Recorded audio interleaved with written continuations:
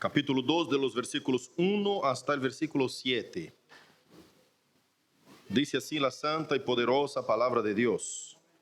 Exhorto ante todo a que se hagan rogativas, oraciones, peticiones y acciones de gracias por todos los hombres, por los reyes, y por todos los que están en eminencia, para que vivamos quieta y reposadamente en toda piedad y honestidad. Porque esto es bueno y agradable delante de Dios nuestro Salvador, el cual quiere que todos los hombres sean salvos y vengan al conocimiento de la verdad. Porque hay uno solo Dios y uno solo mediador entre Dios y los hombres, Jesucristo, hombre, el cual se dio a sí mismo en rescate por todos, y de lo cual se dio testimonio a su debido tiempo. Para esto yo fui constituido predicador y apóstol, digo verdad en Cristo, no miento, y maestro de los gentiles en fe y verdad. Oremos al Señor. Querido Dios, ante tu presencia estamos en esta mañana y queremos escuchar tu voz. Hable y ministre en nuestros corazones, porque de ti necesitamos todos los días. Hable, Señor, y fortalezcanos a nosotros. Perdone nuestras culpas, pecados, errores, fallas, oh Dios, y activa nuestra mente y nuestro corazón para concentrarnos en tu palabra, en la exposición fiel de la Escritura. Úsame como un vaso, un instrumento, únicamente un objeto en tus manos por el cual tú puedas hablar a tu iglesia. Dios querido, que tú crezcas y que yo mengue, que tú hables, que yo me calle, en el nombre de Jesús. Amén. Puede tomar su asiento. Es un texto un tanto complicado para mucha gente entender el versículo 4 en específico, que dice, el cual Dios quiere que todos los hombres sean salvos y vengan al conocimiento de la verdad. En una de las exposiciones de Sproul, mi teólogo de bolsillo, digamos así, siempre lo llevo en mi corazón, escuchando sus enseñanzas. Él dice que acá está exponiendo un querer de Dios. Si Dios quiere, este querer expresa una voluntad de Dios. Y esta voluntad tenemos que entender de forma más completa qué es la voluntad de Dios para poder entender la complejidad del texto. A veces nosotros pensamos que es así como nuestro querer, la voluntad de Dios. Y podemos comparar con algunas ilustraciones con nosotros para podernos entender la voluntad de Dios. Y la Biblia expresa muchas formas de voluntades de Dios, según Sproul más o menos unas 7, pero 3 en específico son las voluntades que creo gobernar las demás voluntades del Señor. ¿No es cierto? Es como el carro chef de lo que es las demás voluntades de Dios. Estoy hablando de voluntad en el sentido de qué disposición y de qué manera Dios hace con que las cosas se cumplan en el mundo. ¿Qué clase de voluntad podemos nosotros obedecer o no? ¿Qué clase de voluntad tenemos nosotros poder para refrenar o no?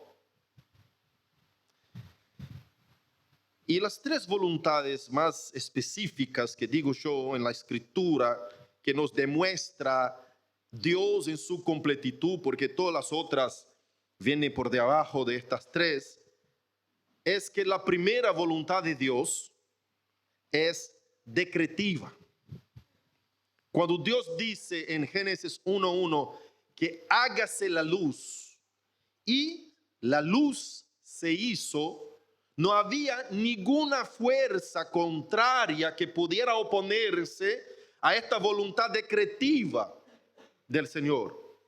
Cuando Él dice y Él quiere en su querer, expresando una de sus voluntades por su hablar, cuando es decretiva, no hay quien pueda frustrar que se cumpla esta voluntad. Por eso es tan importante entender las voluntades de Dios, para que no confundamos cuando la Biblia dice que Dios quiere algo. Y tenemos que entender esta complejidad de la voluntad de Dios para podernos entender qué clase de querer de Dios es este. Si ni nuestro querer puede ser en contra de la voluntad de Dios, porque Él pone nuestro, tanto el querer como el hacer en nuestro corazón, entonces ¿de qué forma puedo yo comprender este querer de Dios que maneja todas las cosas encima del querer mío?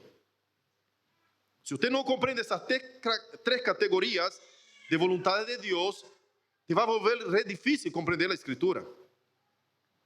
Entonces pienso yo que ese es un cimiento para que tú puedas entender la Escritura de una manera más completa cuando entiendes las tres voluntades del Señor. Entonces la primera voluntad es la voluntad decretiva. Diga conmigo, decretiva. Es cuando Dios decreta. Cuando Dios dice que debe cumplir y chao, se va a cumplir. Como por ejemplo, Dios había decretado que Jesús viniera a este mundo, nadie pudo frustrar la voluntad de Dios que se cumpliera. Dios había decretado, y el texto bíblico dice que Jesús fuera traicionado por uno de sus discípulos, y la Biblia dice, y esto sucedió para que se cumpliera lo que fue dicho por los profetas. Es decir, aquello que Dios ha decretado va a cumplir sí o sí. Y la Biblia está repleta de fórmulas, digamos así, que dicen para que se cumpliera lo que fue dicho, para que se cumpliera lo que estaba escrito. ¿No es cierto? Y en esto vemos la voluntad decretiva de Dios cumpliéndose sin ninguna manera de que esta voluntad sea frustrada. Cuando miramos la segunda voluntad, estoy explicando eso para que podamos entender el texto y ya les voy a explicar bien. La segunda voluntad de Dios sería la voluntad preceptiva. Un precepto es una ley. Cuando Dios pone leyes para que nosotros cumplamos y obedezcamos. La voluntad preceptiva de Dios, por ejemplo, es los 10 mandamientos. Dios demuestra un querer de Él cuando dice no matarás. Está expresando su voluntad de forma literal. Y cuando yo desobedezco a esta voluntad, yo sé que estoy desobedeciendo un querer de Dios para mi vida. Esta es la voluntad preceptiva. Preceptos. La decretiva no podemos nosotros impedir que se cumpla. Pero la preceptiva, Dios nos ha dado la autorización para obedecer o desobedecer. Dios está expresamente diciendo una de sus voluntades para nosotros: amarás a tu prójimo, como las palabras de Jesucristo, por ejemplo, que es otra forma de voluntad, es otro ejemplo de voluntad decretiva.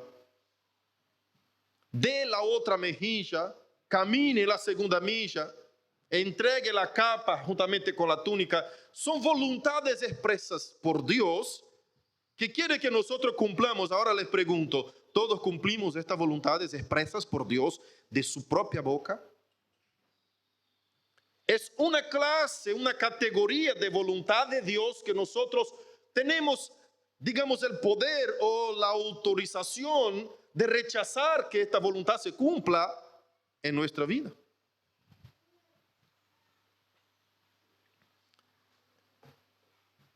En este sentido, yo veo claramente en la Escritura que hay maneras de que una persona pueda ganar o perder una bendición del Señor. El libro de Hebreos, cuando yo expuse toda la epístola de Hebreos, yo estaba exponiendo y puse el sentido y el enfoque de la epístola, del libro, de la carta. No sabemos bien el género que lleva este artículo, digamos así, ¿no? Este libro, porque es una mezcla de géneros. Pero el libro de Hebreos, así hablamos para que mejor comprendamos, libro, nos habla de dos categorías de personas en toda la carta, en todo el libro. Los obedientes y los desobedientes. Y nos muestra ejemplo de los obedientes, y ahí Hebreos 11 nos hace un listado de todos los héroes de la fe que fueron obedientes, y luego nos muestra los desobedientes. En Hebreos 4, 6, por ejemplo, 4, 6, 4, de 2 al 4, que nos habla de aquellos que rechazan la voluntad del Señor. Y está siempre repitiendo y mostrando los dos conceptos, las dos categorías de personas. Entonces, una persona cuando obedece al Señor recibe bendiciones del Señor. No estoy hablando de voluntad decretiva, estoy hablando de voluntad preceptiva, lo que tú puedes o no obedecer. Cuando nosotros somos obedientes, el libro de Hebreos nos muestra que Dios nos bendice con cosas, digamos, que a veces no lo merecíamos. Y casi todas no merecemos, ¿no es cierto? Lo único que merecemos es la condena y el Señor nos ha librado de esto por la sangre de Cristo.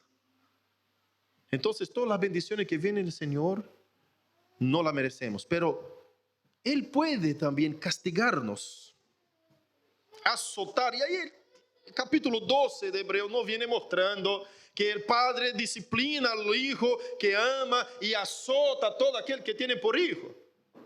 Está diciendo a aquellos que no obedecen.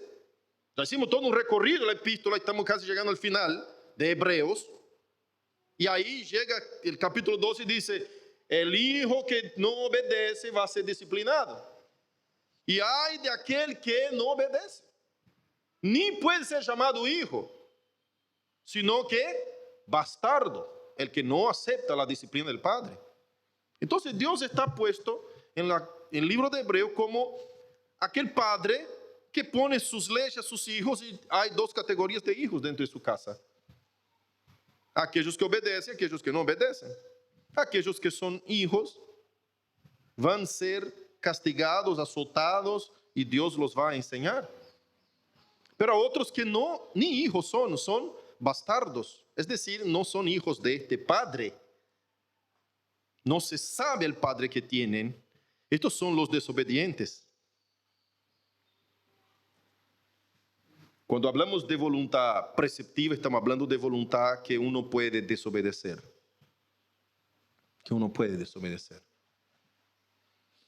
Pero creo que el texto del versículo 4 no está diciendo ni de la voluntad decretiva, ni de la preceptiva, sino que de la tercera categoría de voluntad de Dios, que es la última que les quiero exponer.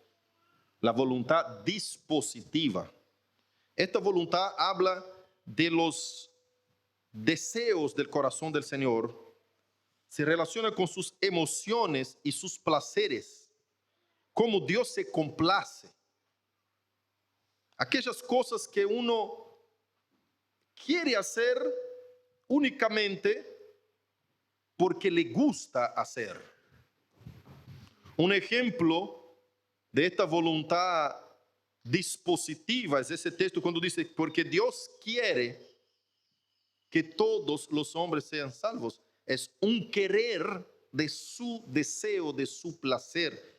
Otro ejemplo le pongo cuando dice en Ezequiel 18:32, que dice, yo no quiero la muerte del que muere, dice Jehová. Es decir, no tengo placer. Está expresando una voluntad de Dios, un querer de Dios. No quiero yo la muerte del que muere. Bueno, si es decretivo, entonces ¿por qué muere? ¿No es cierto? Si usted no entiende separar estas clases de voluntades, usted va a decir, si Dios no quiere, ¿por qué murió? Porque no estamos hablando de una voluntad decretiva, no ha decretado Dios que esta persona no muera, sino que Dios está diciendo, yo no me agrado que el impío muera. No estoy lleno de placer, no estoy saltando de alegría Como cuando veo un hijo obediente, esto llena mi corazón de gozo. Y ese era el secreto de David. David sabía tocar en los secretos del Señor. Un corazón quebrantado, contrito. No despreciarás tú, oh Jehová, dice David en Salmo 51. Y estaba en pecado mortal, David. Y llega el Señor como un hijo arrepentido, obediente, como a cualquier papá que llega un hijo así, con esta clase de corazón. Nosotros vamos a decir, está bien mi hijo, venga. Cuando sentimos que es de corazón, ¿no es cierto? Vemos un sentir de arrepentimiento, los ojitos como que marinando de agua. Nosotros, con el corazón de padre que tenemos, ya malo, como dijo Jesucristo, vosotros siendo malos, sabéis dar buenas dádivas a vuestros hijos. Si un hijo te pide pan, no le va a dar una piedra. Si te pide un pescado, un pez, no le va a dar una serpiente. Si nosotros con un malo corazón, al mirar los ojitos de nuestros hijos, pidiendo una cosa o pidiendo un perdón, no podemos resistir, dice Jesucristo.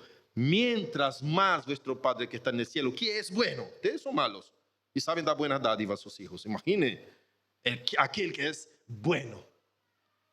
De donde viene toda fuente de bondad.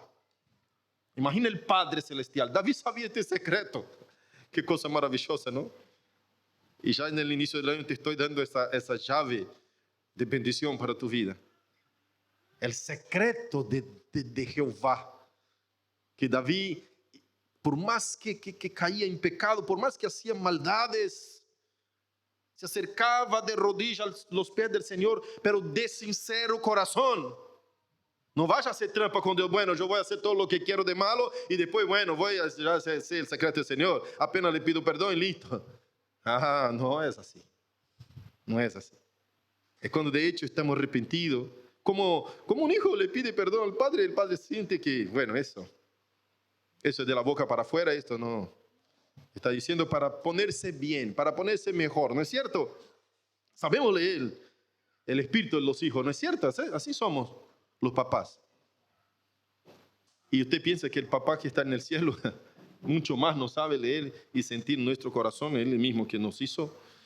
Entonces, esta voluntad dispositiva está hablando de aquellas cosas que Dios siente placer. Siente placer. Cuando dice así, Dios castiga y azota al hijo a quien ama. Está diciendo que Dios quiere hacerlo. Esto juega bajo la voluntad decretiva, pero Dios no está sintiendo placer en hacerlo. Más se aplace Dios en obedecer que sacrificar. Yo quiero que obedezca a mi palabra, no que me ofrezca sacrificios, así dice Jehová. Entonces, cuando Dios ve un hijo obediente, eso alegra el corazón del Padre. De tal manera que Dios nos brinda bendiciones extras. Extras. Como tú vas con tu hijo, qué sé yo, a la calle, y es un hijo que agrada tanto tu corazón que usted dice, bueno, estoy pasando frente a una heladería, el hijo quería un heladito, yo no tengo ningún problema en pararme y brindarte un regalo extra. ¿No es cierto?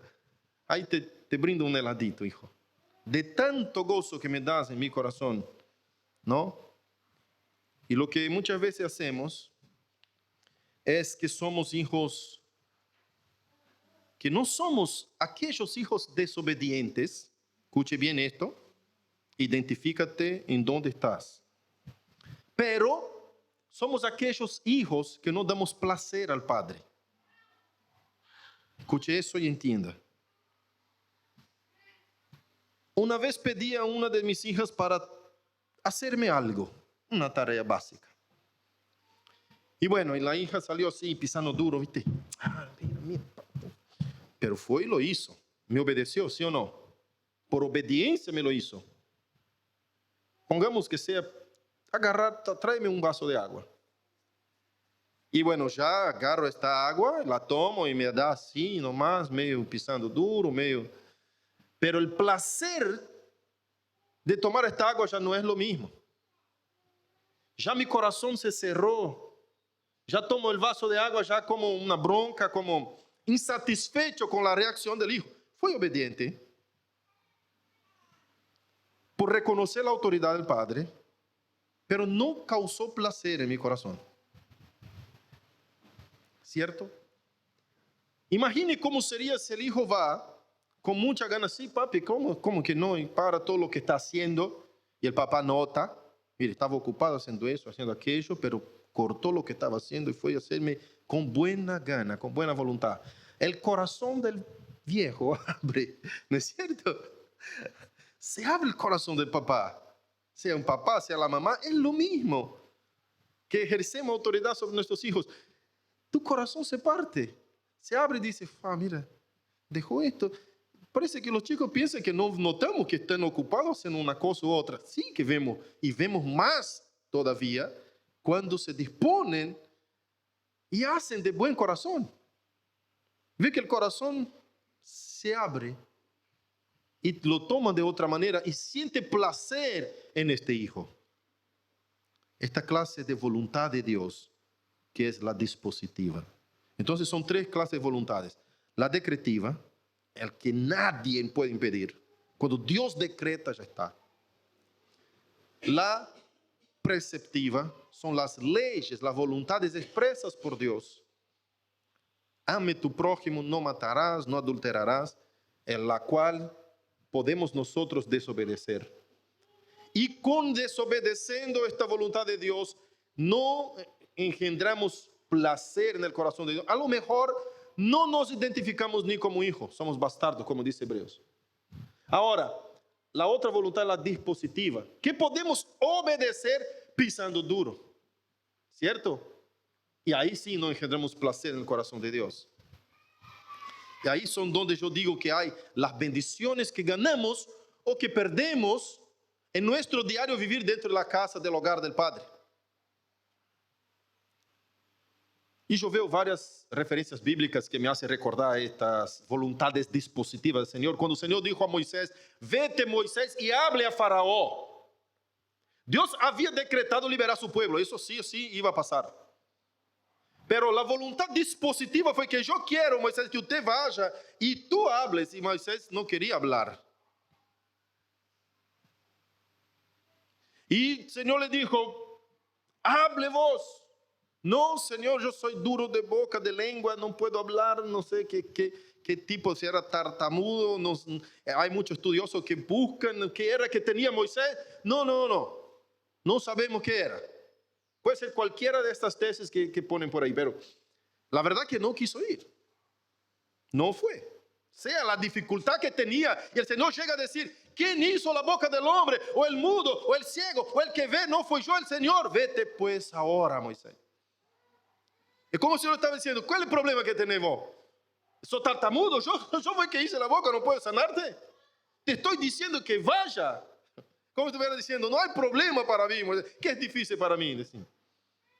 Pero no escuchó, como que perdió una, para mí, en mi teoría particular, ha perdido una bendición más del Señor. Una bendición extra, ponele. Porque dice el texto bíblico que Moisés llevó Dios a la ira. Entonces airóse el Señor en contra de Moisés. Y dijo, entonces vos, Aarón, tu hermano, yo te soy por Dios y tú le eres por boca, él te será por boca. Usted hable a él y yo voy a usarlo. A veces veo en las escrituras maneras de perder bendiciones extras, pongamos así. Entonces la voluntad decretiva de Dios se cumplió, pero la dispositiva no. Moisés llevó a Dios a la ira, no al placer, no al gozo, no a la alegría. Se airó Jehová contra Moisés. Lo mismo que pasó con Jonás, cuando Dios le manda a ir a predicar a Nínive. Sí o sí iba a predicar a Nínive, pero con placer de Dios o con la ira de Dios.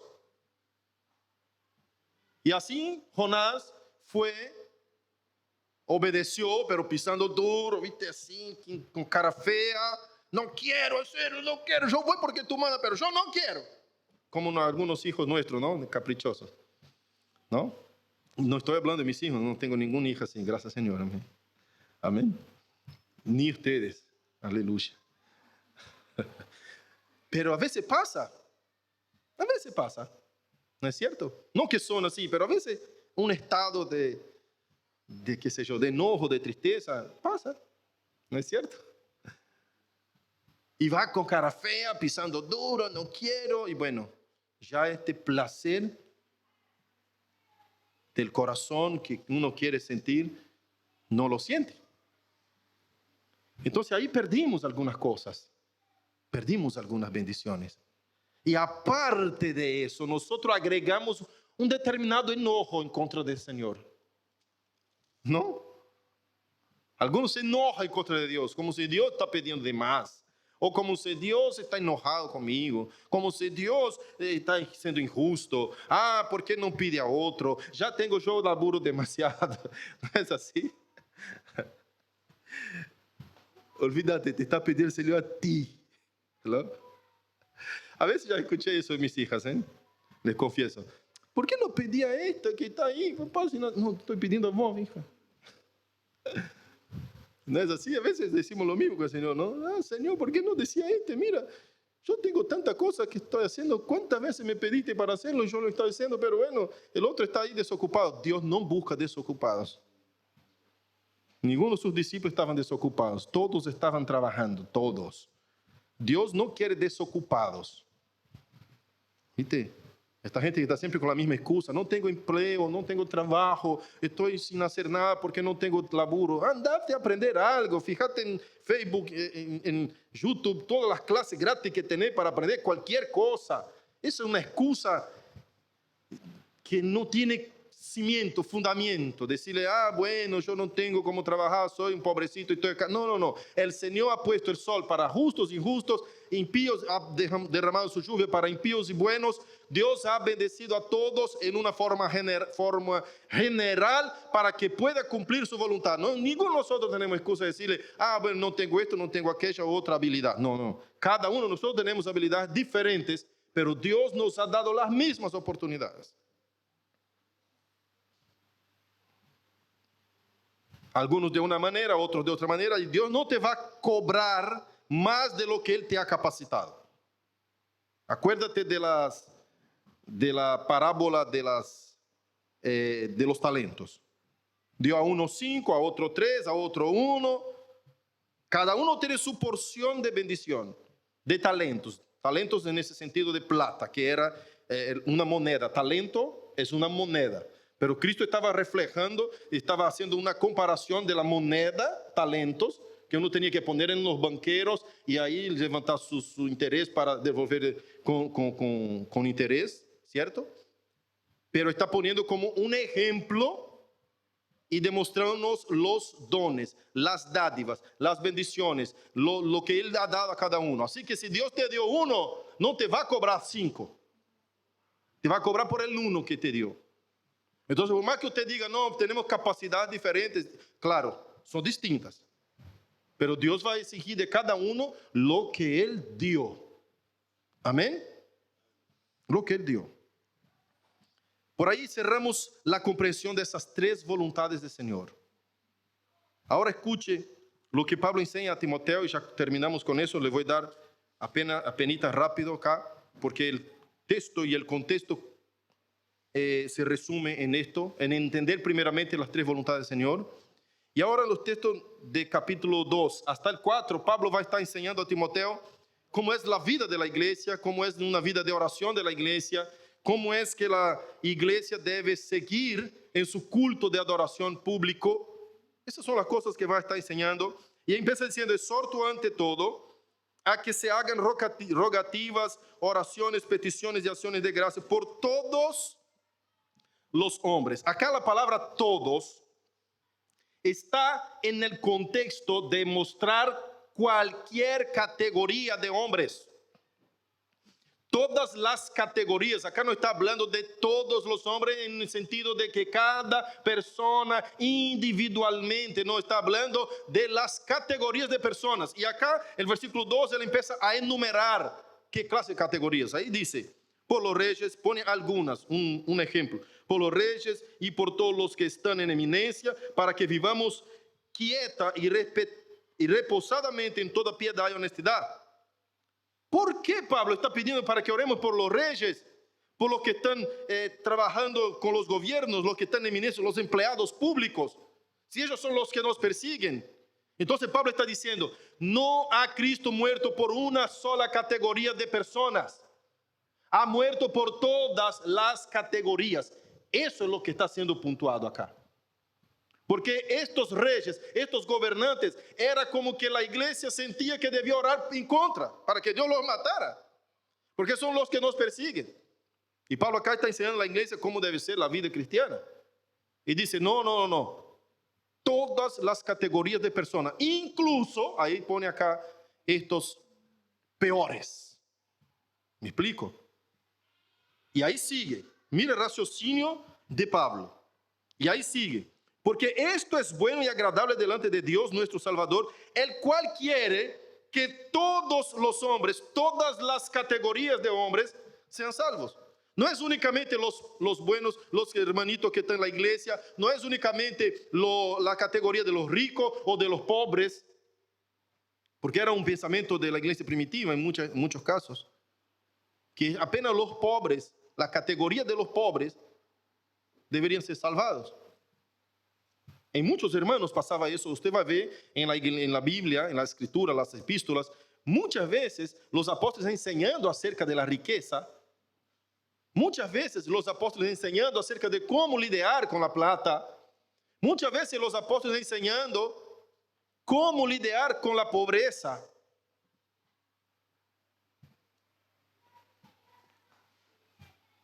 Y acá Pablo está dejando muy claro que todas las categorías de hombres Dios quiere salvar. De eso se trata. Dios quiere salvar, pero con el querer dispositivo. El querer de disposición.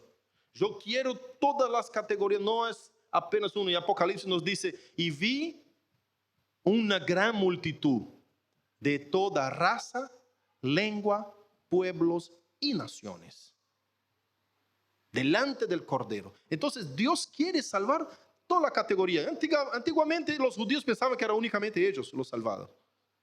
Cuando viene Jesucristo, Jesús va y muestra y dice, no, los gentiles también están en la bendición.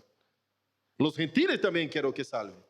Y ahí se usa también la palabra todos, en este sentido, incluyendo judíos y gentiles. Pero acá Pablo está diciendo de qué clase de categoría que deben orar a la iglesia, porque Dios también quiere salvar a ellos. Pablo no está diciendo, incluyendo acá cada persona y cada ser humano. No, ¿por qué no, pastor? ¿Por qué no puede contradecirse? Recién terminamos capítulo 1, versículos 19 y 20, que él dice a Himeneo y Alejandro, a quienes entregué a Satanás para que aprenda a no blasfemar. Está excluyendo a algunos. Obvio que no iba a decir todos los hombres sean salvos, que Dios quiere que todos los hombres sean salvos, incluso Himeneo y Alejandro. No está diciendo eso. Pablo está diciendo que todas las categorías de hombres. Y no está diciendo a este rey ahí que les está persiguiendo, que los está matando, Dios quiere salvarlos. No está diciendo eso. Está diciendo que debemos orar por ellos porque no sabemos si Dios quiere o no salvarlos. Amén. Y este enemigo que te persigue, este que te quiere el mal, este que... Orar por él. Orar por él. Para que Dios lo salve. Imagina esa persona cambiada, transformada, llena de la gracia de Cristo. Únicamente necesita que Cristo lo transforme el corazón para que cambie totalmente. Este vecino que tanto te molesta. Señor le cambia el corazón, chao, se fue todo el malo hombre y el Señor le cambió el corazón, la vida. Es así, yo sé, hermanos, porque yo he pasado por algunas luchas este año pasado, gracias al Señor, ¿no? que de una persecución vecinal, algo así. Y yo sentía ganas de orar para que Dios lo castigara, que Dios pusiera un malo delante de su camino y que le diera una paliza buena para que aprendiera cómo es que lidia con un hombre del Señor. Esa es la gana de uno, escuche eso. Y yo orando, manejando mi auto, orando y diciendo, Señor, pero está mal ese sentir mío, esa es la carne mía que quiere castigar a este muchacho. Eso es lo que sentimos como hombre, como ser humano. Así que yo sé bien cómo es, hermanos. Lo que estoy diciendo para hacer. No son cosas que no puedo hacer yo. También se aplica a mí la palabra predicada en este púlpito. Entonces vine orando y diciendo, Señor, está mal lo que estoy haciendo. Estoy queriendo que castigue, pero es lo que estoy sintiendo en mi corazón, Señor, te digo. Así decía yo. No puedo ocultar mi corazón. Pero tu palabra me enseña a orar por mis enemigos y amarlos.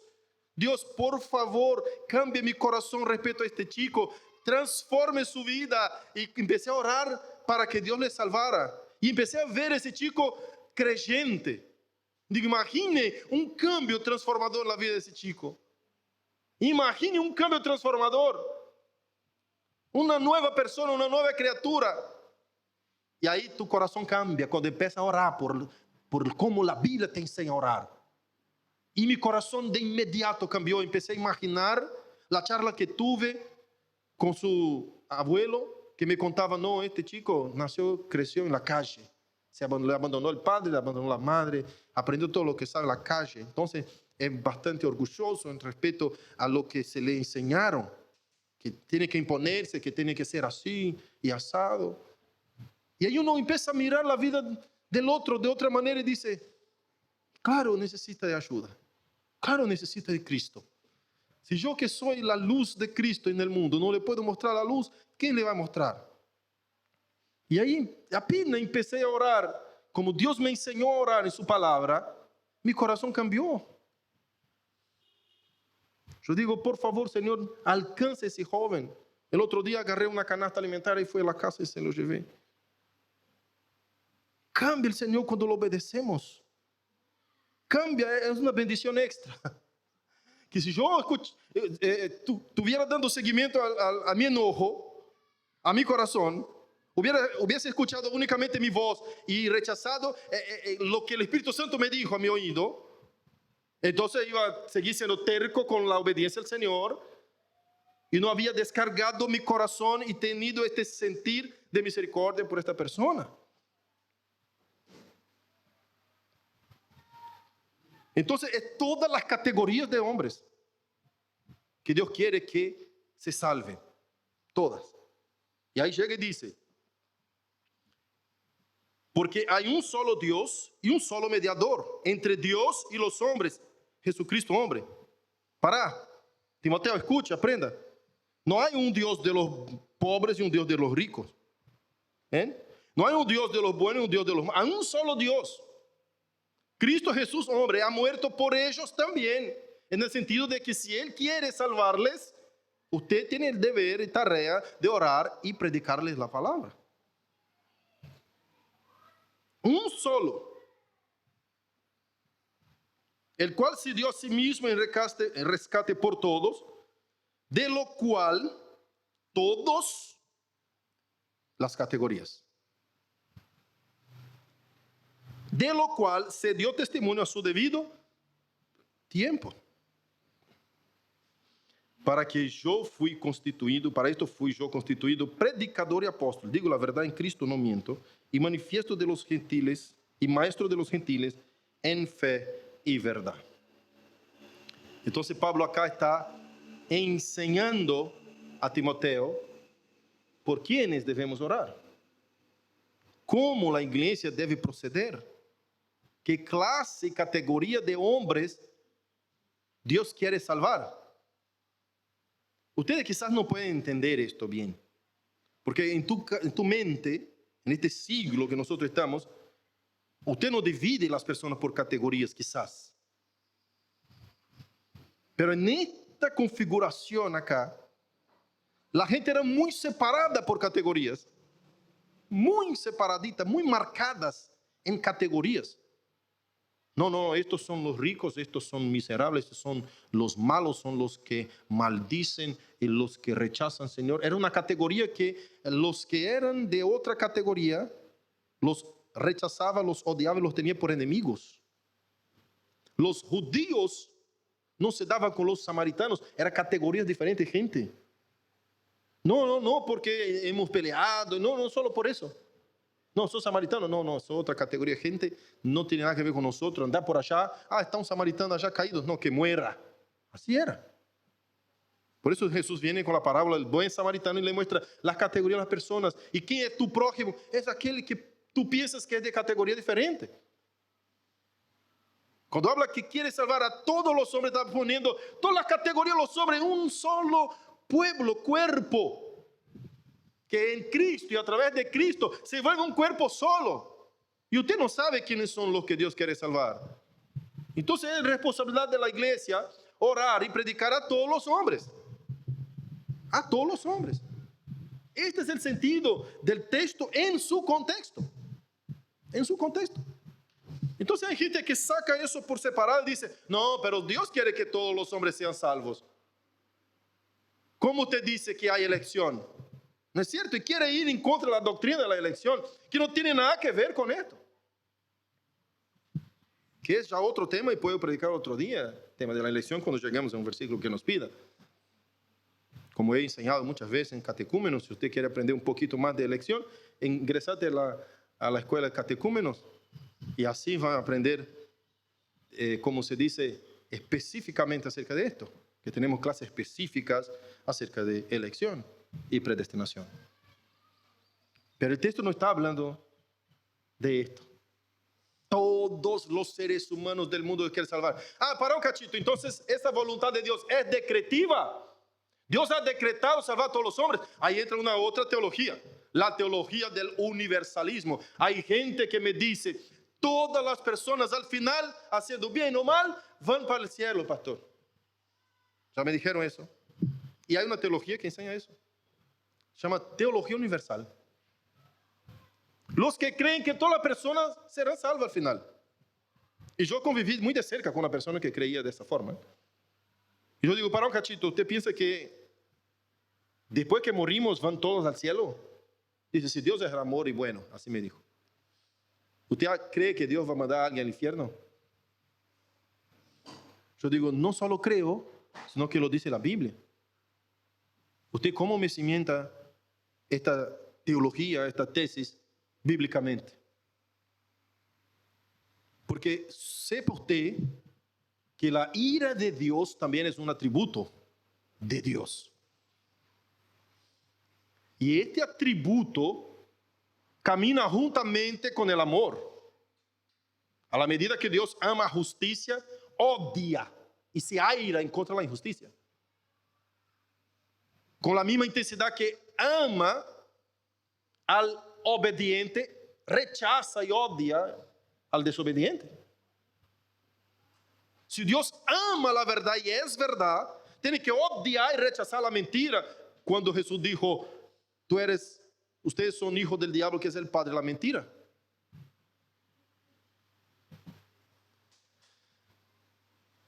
Ira y amor de Dios caminan juntos. Son dos atributos diferentes. Parece que uno nunca ha leído el libro de Daniel, de Apocalipsis, ¿no es cierto? Que dice que el Señor echará en el lago de fuego a los perversos y a los malos, a los desobedientes. Estos no andarán en el mismo lugar que nosotros. Y ahí le hice una encuesta, ¿no? ¿Cómo se dice? Una historia. Le crié una parábola y le dice así: si alguien llega acá ahora y te agarra de policía, llegando con el camión de la policía, te esposa, te patea, te da un golpazo con el palo en la cabeza, te echa dentro del carro de la policía y te manda a la cárcel, las peores que tiene, en donde están los asesinos, los violadores, los peores, y te mete en la misma cárcel, ¿estaría siendo justo o injusto contigo? No, pero yo no soy ningún asesino. ¿Cómo me va a hacer eso la policía? Digo, así lo está poniendo Dios usted, me dice. Si usted dice que los buenos van para el mismo lugar donde están los malos, poner esta comparación y así ya tenés para entender qué es la justicia. ¿Sería justo poner buenos y malos en el mismo lado? Le digo, no, pero entonces, ¿te parece que Dios va a llevar los obedientes para el mismo lado, los desobedientes? Los que aman a Dios, al mismo lado, los que odian a Dios. Sería una injusticia, ¿no es cierto? Entonces, si nuestro concepto ya es una injusticia, imagine a la perfección divina, ¿qué puede ser llamado eso? ¿No? Y por ahí no hace falta que seamos tan estudiosos, tan inteligentes para comprender tan pequeñas cosas que con simple mirar de la vida común diaria es suficiente para saber que no puede ser así. ¿No es cierto? Hay muchas falacias teológicas, hay muchas cosas malas y por eso también se preocupó mucho el apóstol Pablo respecto a lo que son las epístolas pastorales, que se dedica muchas veces en decir y defender la sana doctrina. Por esa razón, esas doctrinas que saltan contrariamente a lo que es la escritura, a lo que es la verdad del evangelio, como por ejemplo esa del universalismo, no agrada a Dios. Totalmente contrario al evangelio. Es despredicar lo que Cristo ha predicado. Apenas miremos Mateo 24 y oigamos de la misma boca de Jesucristo cómo será el fin de los tiempos. Los fines de los tiempos. Y después lea Mateo 25, que dice, el rey llamará a unos para su derecha y los otros para su izquierda. Los cabritos estarán a su izquierda y las ovejas a su derecha. Y ahí será el día de la rendición de cuentas, el cual cada uno de nosotros seremos juzgados. ¿No es cierto? Amén.